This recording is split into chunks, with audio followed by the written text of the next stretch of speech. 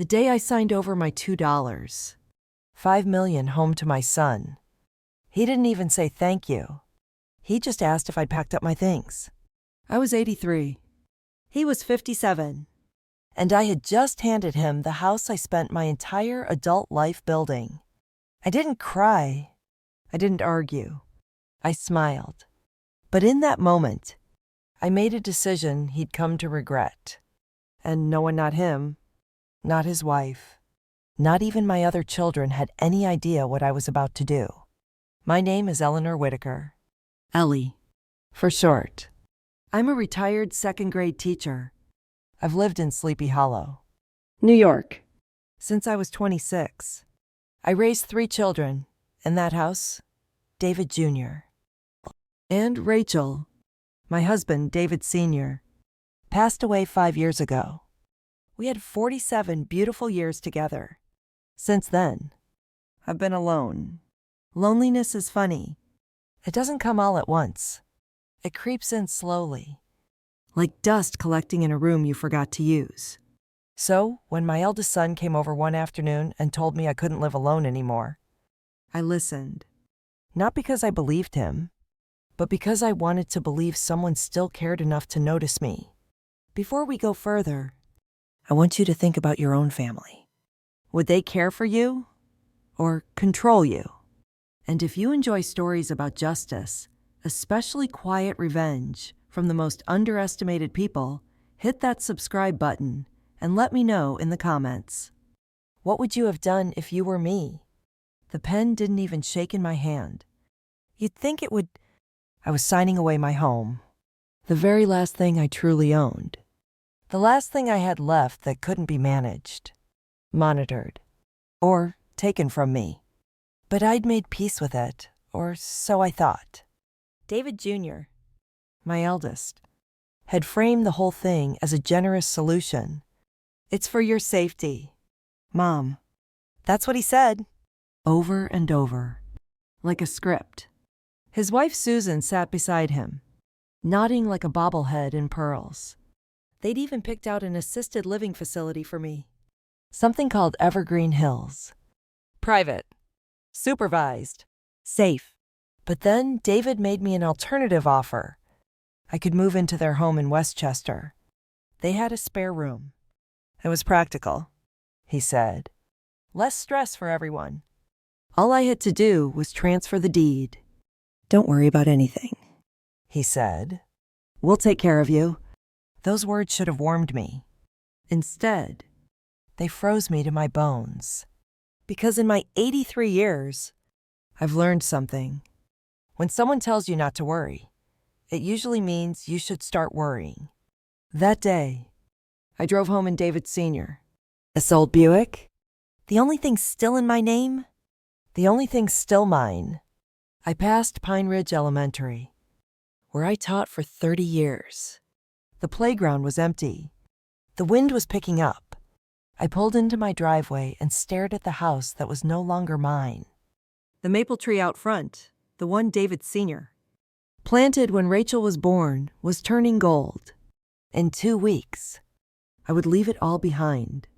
My life, my memories, my identity, and move into a beige guest room in someone else's home, under someone else's rules. But not for long. I hadn't told anyone yet, not Rachel, not Michael, and certainly not David Jr. But I had a plan, and it started with me pretending to surrender. When I first told David Jr., I was thinking about selling the house and downsizing. He and Susan showed up on my front porch that same evening. I hadn't even listed the place yet. I was just talking out loud. You know, the way people do when they're trying to make peace with aging. I said something like, maybe a smaller condo closer to town. Easier to maintain. Fewer stairs. Susan's eyes lit up like I'd handed her a gift. Oh, Eleanor, she said. We've just been discussing this. David and I both agree this house is far too much for you now. She patted my hand like I was already halfway to assisted living. And just like that, the conversation stopped being about what I wanted. David dropped into his father's old recliner like it still belonged to him. "Mom, you left the stove on last week," he said. Mrs. Donnelly across the street called me. She said she saw smoke. I'd left a pot of soup simmering while I went to get the mail. The house didn't burn down. No one was hurt. But apparently, that was all the evidence they needed. Susan folded her hands neatly in her lap. "We just worry. That's all. And we've looked at a wonderful facility nearby. Evergreen Hills. It's lovely." I stared at them both. These weren't suggestions. They were carefully rehearsed pitches. I recognized the tone David had used it in courtrooms for years. Calm. Reasonable. Final. "I'm not moving into a facility," I said. Sharper than I intended. Susan's smile didn't waver. "Well, the other option is you come live with us. We have a lovely guest room. It's got its own bath and everything. And if you sell the house, you'll have more than enough to invest. We can help manage that. 2, you'll never have to worry about money again." There it was again. That phrase, "Don't worry." What they meant was, don't ask questions. Don't make decisions. Don't resist. I remember standing in the hallway that night, watching them leave with their smug relief. They thought they'd solved something, secured something. I thought I still had time to think. But 3 weeks later, I was in my lawyer's office, signing the deed transfer. To David, not to a trust, not to the family, to him.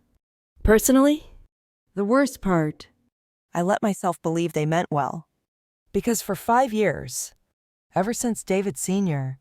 passed, I'd been alone in that house. I ate my dinner on a tray while the 6 o'clock news talked to an empty room. I read books in silence. I went to bed by 8. Not because I was tired, but because there was nothing else to do. So when David said, "You can live with us, Mom, we'll take care of you," I wanted to believe him. Not because I was sure of his love, but because I was desperate to still matter. 2 weeks later, I moved into their house in Westchester County. The guest room was beige. Not just the walls, but the curtains, the carpet, the bedspread. It was the kind of beige that made you forget things had color once. A neutral little cage disguised as comfort. "We thought you'd like the calm tones," Susan said, showing me around like a realtor giving a tour. There was a small north-facing window overlooking their neighbors' trash bins. The room was 10 feet by 12. I know because I paced it that first night, like a prisoner measuring her cell. "It has its own bathroom," she added, beaming. "And it's right next to the kitchen. So if you need anything, we're just a few steps away." What she meant was, "You'll be easy to watch." The rules started on day 2. "No smoking," Susan said. "I haven't smoked since 1993. No alcohol after 6 p. I had 1 glass of wine with dinner. Maybe twice a month. No visitors without advance notice. As if I had parties planned. No cooking unless you ask first." That one hit me like a slap. 50 years of feeding a family, and now I needed permission to boil water. "Of course," I said, my voice calm. "Whatever makes you comfortable." I called Rachel that night, my youngest, the one who inherited her father's softness and my fire. She lived in Portland, worked remotely, and had begged me to move in with her months ago. She sounded winded when she answered. "Mom, everything okay?" "I'm here," I said. Moved in. She was quiet for a beat. "Already. I thought you were still deciding." David helped move things along. A pause. "Why didn't you talk to me? Or Michael? You could have come here. I have space. You know that. You have your life. Sweetheart. Your job. Your friends. You're not clutter. Mom, you're my mother." Her voice cracked on the word. And for the first time, I realized something terrifying. David hadn't invited me into his house because he loved me. He'd invited me in because he wanted control, and I had just handed it to him on a silver platter. The rules didn't stop. They multiplied. Every week, Susan added something new. No phone calls after 8 p.m. No visitors without 48 hours notice. No walking outside unless someone's with you. Apparently, being 83 made me a flight risk. One afternoon, I walked 4 blocks to the corner store to pick up milk. I'd been doing it alone since I was 7. I left a note on the kitchen counter, took my scarf and cane, and came back 20 minutes later. David was waiting at the door, jaw clenched, holding the carton of milk like it was evidence in a criminal case. Mom, what if you'd fallen? What if you got lost? I went for milk. David. Not to hike the Appalachian Trail. But he wasn't listening. He was already dialing someone, probably a security company. The next morning, the front door chimed when I opened it. They installed motion sensors. I stopped cooking after week 1. I'd offered to make dinner my pot roast, the one David's father had requested every birthday, the one David himself used to devour. Susan smiled like I'd just suggested deep frying a turkey indoors. Oh, Ellie, no need to stress. We're watching David's cholesterol. We're eating lighter now. She reheated something from Whole Foods. It tasted like guilt with a kale garnish. I said nothing. I just went to bed early, 'cause by then, I was already learning the real rule. Be small, be grateful, and above all, be quiet. Then came the phone call from Mrs. Graham. Her grandson Timothy had been in my 2nd grade class years ago. He could barely read at 8, but I helped him through it. She'd sent me a Christmas card every year since. Ellie, she said warmly, Timothy's getting married next month. We'd love to see you at the ceremony. I was about to say yes when Susan appeared in the doorway, hand extended. I'm sorry, Mrs. Graham, she said smoothly. Eleanor's social calendar is pretty full. Perhaps another time. She hung up without even asking me, then turned to me with that same calm smile. You understand, don't you? It's just too much excitement isn't good for you. That night, I lay in bed staring at the ceiling. My room was silent, but not peaceful. The silence here was the kind that swallowed you. The kind that told you not to speak unless spoken to. They weren't taking care of me. They were managing me, like a portfolio that might suddenly crash. And every day, I was disappearing, not dying, just vanishing. Not a mother, not a grandmother, not Eleanor Whitaker, just the elderly woman in the beige room. Then came Thanksgiving. Rachel flew in from Portland. Michael drove up from Palo Alto with his wife and twin girls, Emma and Lily.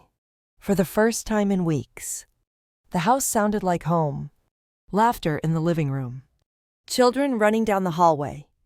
The smell of food, even if it was catered. I offered to make my stuffing.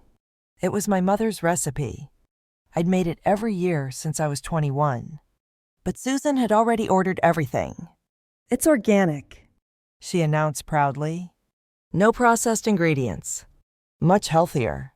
Rachel took a bite and gently said, This stuffing's different. It's cleaner, Susan replied.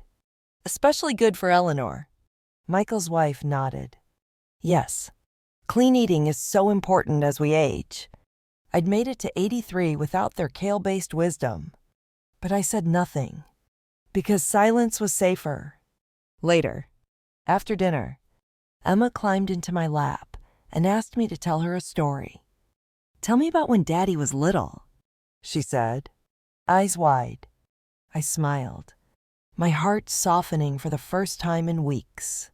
I began the story about Michael and the great ant farm disaster. Then Susan appeared.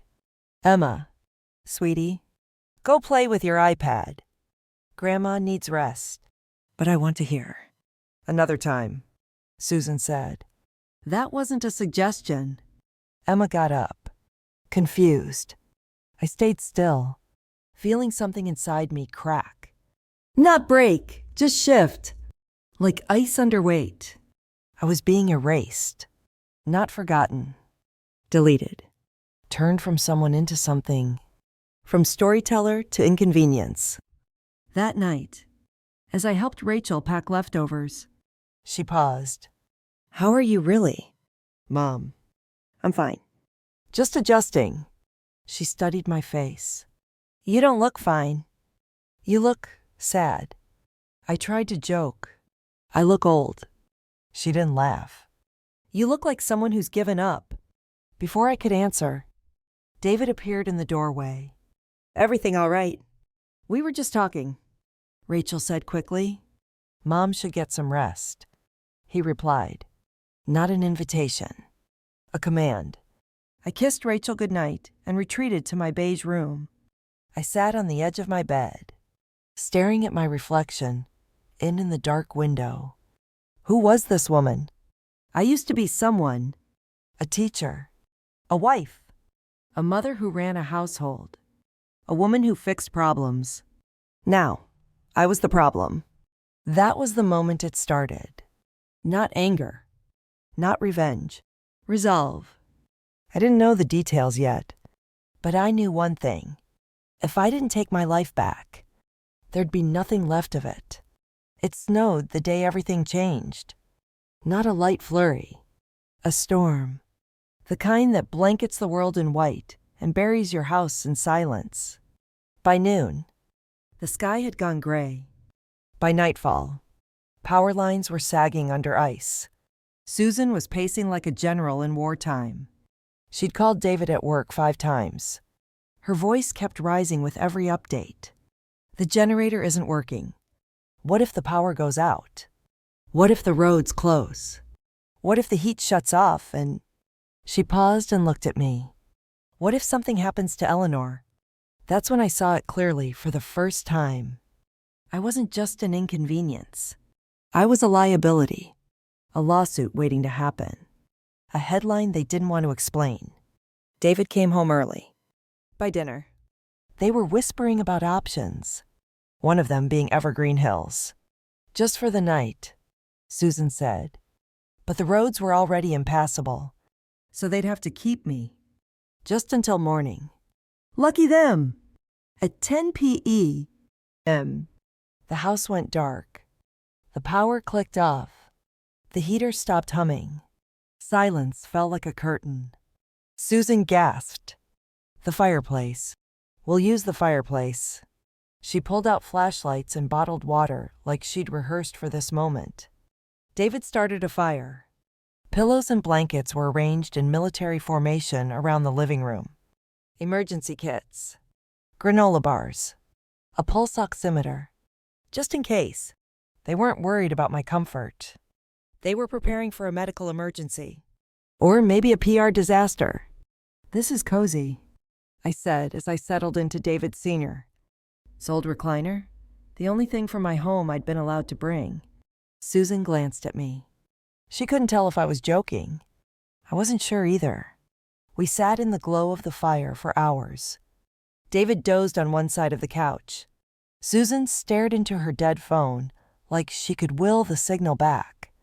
I just watched the flames and thought about the blizzard of 1978, when David Sr. and I lost power for 3 days. We made it an adventure. Board games by candlelight. Soup cooked over the fire. The kids all bundled in the living room under sleeping bags. That storm brought us closer. This one only confirmed how far apart we'd grown. Around 3 a.m., Susan finally fell asleep. Her breathing deepened. The room quieted. Then David spoke. It's like that low. Careful! Almost like a confession. Mom, we need to talk. I kept my eyes on the fire. About what? Your future. This arrangement, it's not working. I didn't respond. We've been talking. Me and Susan. It's not fair to anyone. You're not happy. She's stressed. I'm worried. Evergreen Hills has an opening. Still, I said nothing. You'd have your own apartment. People your age? Activities. Professional care. Everything you need. And how will you pay for that? I asked. Voice calm. He hesitated. From the house sale, there's still enough left. If we manage it carefully. There it was. Finally spoken out loud.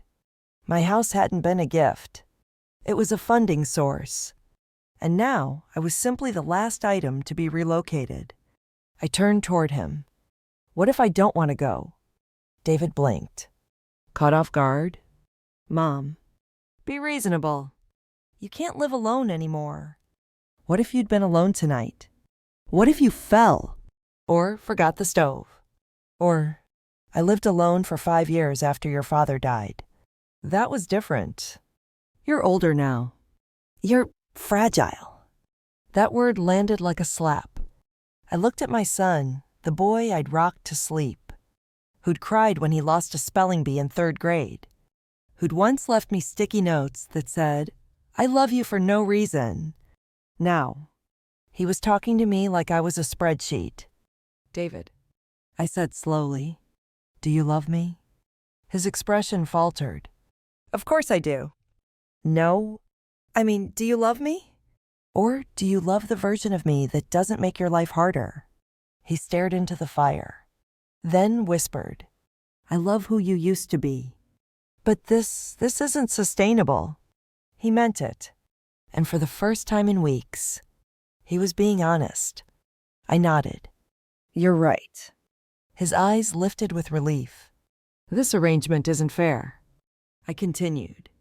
To me, the fire cracked. Sparks shot up the chimney. I stood slowly, steadying myself on the arm of the recliner. I'll need to make some phone calls in the morning. David smiled faintly. Susan has all the Evergreen paperwork ready. Not to Evergreen Hills, I said. To my lawyer. His face froze. Mom, what are you talking about? I'm talking about choices. Sweetheart. The ones I gave up. And the ones I'm taking back. I turned and walked to my room without another word. Behind me, I heard Susan stir. Asking questions, David answered in hushed, hurried tones. But I was done whispering. That night, I didn't sleep. I watched the storm slowly wear itself out. The wind quieted. The snow lightened. By morning, the world outside looked brand new. And so did I. I wasn't the same woman who'd signed that deed 3 months ago. That woman had believed in promises. This one knew better. The power came back just after sunrise. A mechanical hum moved through the house like a slow heartbeat restarting. Lights blinked on. The heater groaned. The refrigerator buzzed back to life. I was already dressed and sitting in David's Sr.'s recliner. David and Susan were still asleep on the couch, tangled in blankets and unreadable expressions. They looked older in the daylight. Not wiser, just worn. By 8 a.m.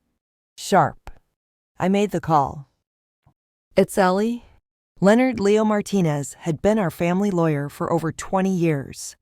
He'd helped settle David Sr.'s estate and, more recently, drafted the deed transfer I'd signed. Ellie. His voice was groggy. Is everything all right? The storm's over, I said. I need you here this morning. It's important. A beat of silence. I'll be there in an hour. I didn't ask for permission to invite him. I didn't mention it to David or Susan as they went through their morning routine, him scrolling through news headlines, her tidying emergency supplies like it was part of her identity. When Leo's silver Mercedes pulled into the driveway, I was already waiting at the front window. Who's that? David asked. My lawyer, I said, standing. We have some business to discuss. David frowned. Mom, you can't just... I turned. My expression must have said enough. because he stepped back without finishing the sentence. Susan emerged from the powder room, face scrubbed and voice sharp. "You should have told us you were having guests. We have rules." The doorbell rang. I opened it myself, I said, smiling. "Thank you for coming." We sat in the living room. Leo opened his briefcase with slow precision, laying out documents as if he were preparing for trial. "In many ways, I've reviewed the original deed transfer," he began. "And I've also gone over the verbal representations made by David regarding Eleanor's care and living arrangements." Susan crossed her arms.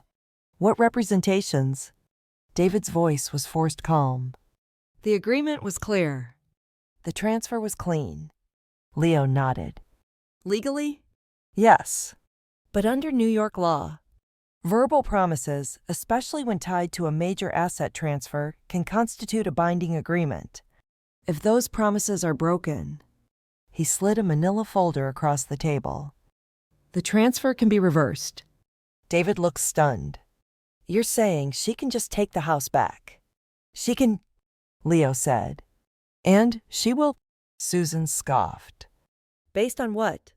"She's just upset." "You're blowing this out of proportion." I reached into my cardigan and pulled out a small black recorder. Pressed play. A tinny voice filled the room. Mine, followed by David's. Then Susan's. Snippets of conversation. Arguments. Restrictions. Susan telling Mrs. Graham, "I was too busy to attend a wedding." David talking about managing me. The word fragile used like a diagnosis. Then the moment that mattered most, Thanksgiving night. Emma asking for a story. Susan interrupting with clinical precision. The audio clicked off. No one spoke. Leo folded his hands. "Eleanor has been recording for the past month. With her own consent. It's entirely legal. And these recordings clearly show a pattern of emotional isolation and control grounds for elder abuse under state law." David turned red. "You recorded us." I protected myself. I said, "Because clearly no one else was going to." Susan started to speak, but Leo raised a hand. "Let's not interrupt." "We're not done." He pulled another document from his briefcase. "Eleanor didn't just transfer her property. She placed it in a conditional trust, one that names David as secondary beneficiary." David's mouth opened slightly. Leo continued. "The trust conditions include that she be cared for in a dignified manner, in a residence of her choosing, with full autonomy unless mentally incapable, none of which have been respected." Susan's voice rose. "This is ridiculous. We improved that house. We invested the money. You can't just take it back." Leo gave a tight smile. "Actually, we can, and we will." David stood. "Where will she go?" He snapped. "You said yourself she's not safe alone." I looked at him and, for a brief second, saw the boy he used to be. Smart, eager, loving. That boy was long gone. I said I needed family. "David, not a babysitter." The silence was heavier than the snow outside. "The house was never sold to you," I said softly. "It was placed into the Whitaker Family Trust. I'm the primary trustee. You inherit only if you honor the conditions." "And you didn't?" David stared at Leo. "This is going to ruin everything." Leo raised an eyebrow. "Or fix what's already been ruined." I stood slowly. "I'll be out of your house in 1 hour." Susan stepped forward. "You're serious." "I've never been more serious." I walked to my room, packed only what I brought. Nothing more. By the time I returned to the living room, Leo was reviewing the final steps with them. Susan looked like someone had just rewritten her entire life plan. David wouldn't meet my eyes. "You'll find your things in boxes on the porch by tomorrow night," I said. Neither of them answered. I didn't wait. Leo held the door for me. I stepped out into the cold. It didn't sting. It felt like air again. Real air. Fresh. Free. Returning to my house felt like walking into an old dream. Except it wasn't a dream. The key still fit the lock. The front door creaked in that familiar way. And when I stepped inside, the scent lemon oil, age books, and something that still smelled faintly like David Sr. His aftershave wrapped around me like a worn quilt. Everything was exactly as I'd left it. The blue willow china still lined the dining room cabinet. The maple tree out front shimmered red and gold beneath a soft layer of fresh snow. And for the first time in months, I wasn't being watched. I wasn't being managed. I was simply home. Leo handled everything with brutal efficiency. By midweek, David and Susan's possessions were stacked on their front porch in labeled boxes. Bank accounts and investment funds, once tied to the shared plan, were now back in my name. They had made some money in those few months, $12,000. To be exact, a small return, considering what they lost. David didn't call. Susan certainly didn't. But the silence didn't bother me. Not the way it once did. The real surprise came 1 week later. A knock at the door. It was Rachel. She stepped in without waiting for permission. Her winter coat still dusted with snow. "Mom," she said, her eyes scanning the room like she was searching for something lost. "I made tea," I told her. "Kettle's still hot." We sat in the kitchen. Just the two of us. Like we used to when she was little and had trouble sleeping. She didn't touch her cup. "What happened?" she asked quietly. "David called me. Said you had him evicted. That you took everything back." "He told you the truth," I said.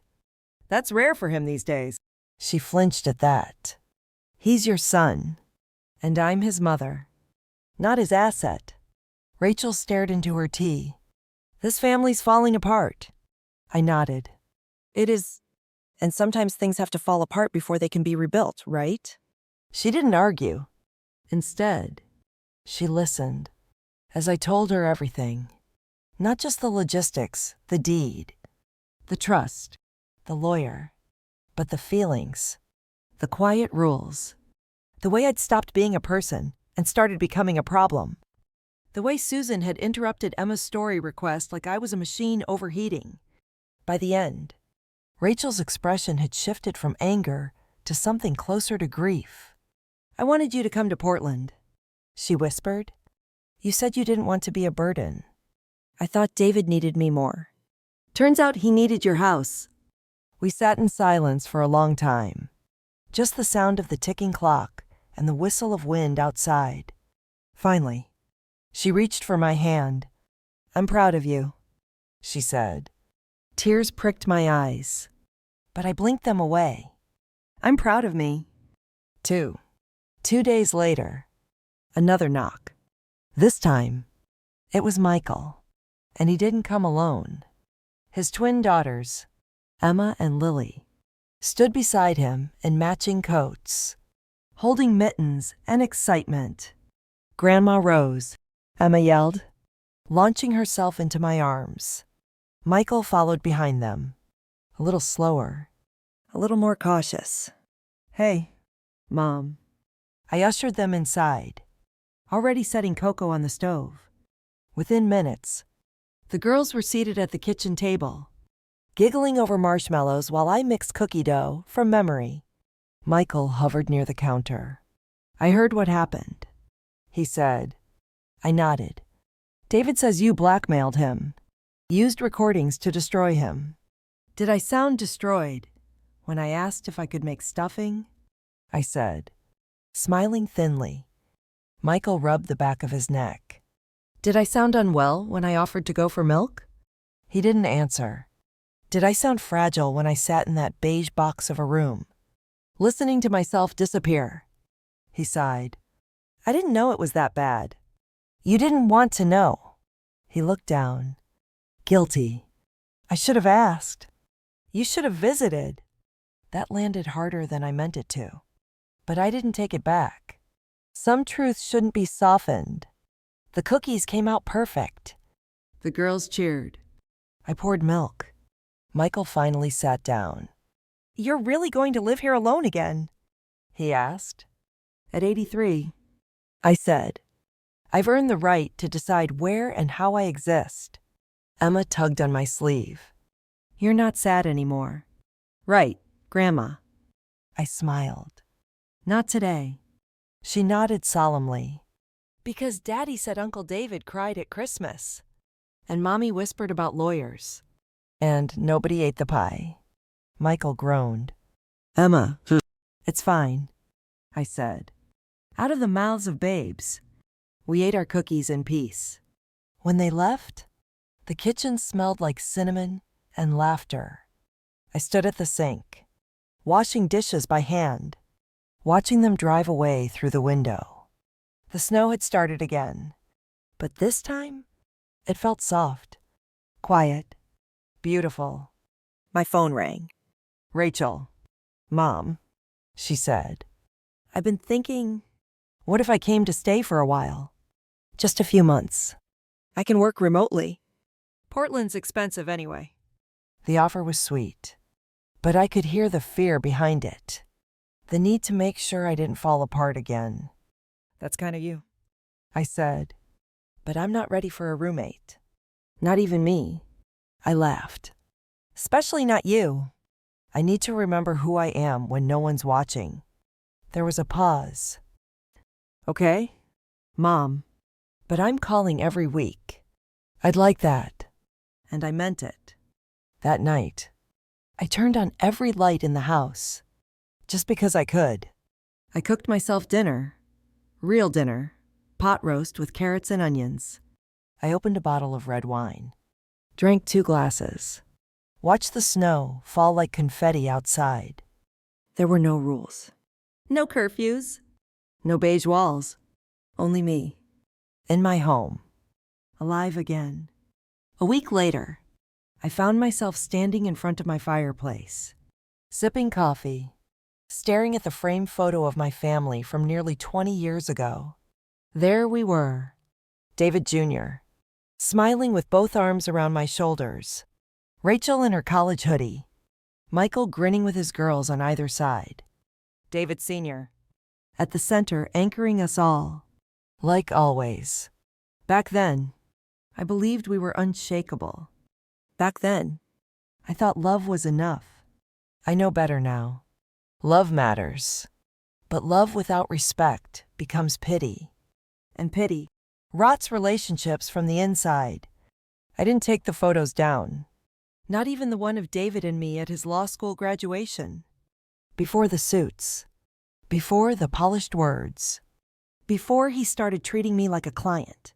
He's still my son. But I've stopped trying to make him remember who I was.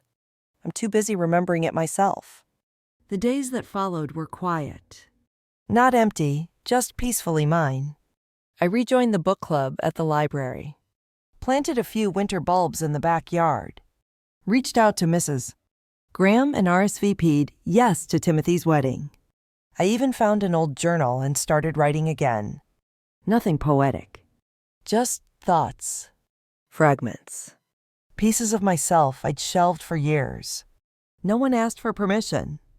No one reviewed my schedule. No one monitored my milk runs. Freedom didn't come all at once. It came in whispers. The way my boots felt on my own front porch. The way my old teapot hissed at just the right moment. The way the house creaked differently at night, no longer a warning, but a welcome. One afternoon, the doorbell rang. It was Emma. And David? He looked nervous, holding a box under one arm. "Hi, Mom," he said. Emma wanted to return something. She held out a book, one I'd lent her during Thanksgiving. I finished it, she said proudly. It was really good. I took it, smiling. Thank you, sweetheart. David stayed quiet. He didn't ask to come in. He didn't launch into a speech. He just looked smaller. Not physically, spiritually. like a man who had seen the cliff's edge and realized how far he'd wandered. I owe you an apology, he finally said. I know, I replied. Another silence. I don't expect things to go back to how they were, he said. But if there's a way forward, I'd like to try. I thought about that. The truth was, I didn't know if there was a way forward. Some bridges aren't burned. They're just buried. And sometimes, it's not about forgiveness. It's about boundaries. Still, I nodded. You can start by calling next time, I said. And maybe come by without a box. His eyes welled slightly, but he nodded. Emma waved. Bye, Grandma. As they left, I stood at the door for a long time, the book still in my hand. That night, I reread a page from that book, a line I'd underlined years ago. I'd forgotten why I marked it, but now I remembered. The hardest thing isn't being alone. It's being erased. And for the first time in a long while, I felt entirely written in. Present. Real. Whole. I'm 83 years old. I've buried a husband, raised 3 children, taught hundreds of students, survived grief, guilt, and being treated like a fragile package with no return address. But I'm still here, still sharp, still capable of deciding when I go to bed and whether I want 1 or 2 cookies with my tea. If you're watching this, maybe you have an aging parent. Or maybe you are that parent. Or maybe you're like Emma, still seeing people for who they are, not what they cost. Whoever you are, let me ask you something. What does freedom mean to you? Is it space? Autonomy? A locked door no one else holds the key to? For me, it's this. A house that smells like home. A story I get to finish on my own terms. A life I don't need to explain. If this story made you think about aging, about family, about control and love and the difference between them, leave a comment. Would you have done what I did? Did I go too far? Or not far enough? And if you haven't already, subscribe to this channel, because sometimes the quietest stories leave the deepest mark. And sometimes, the people you underestimate are the ones rewriting the ending.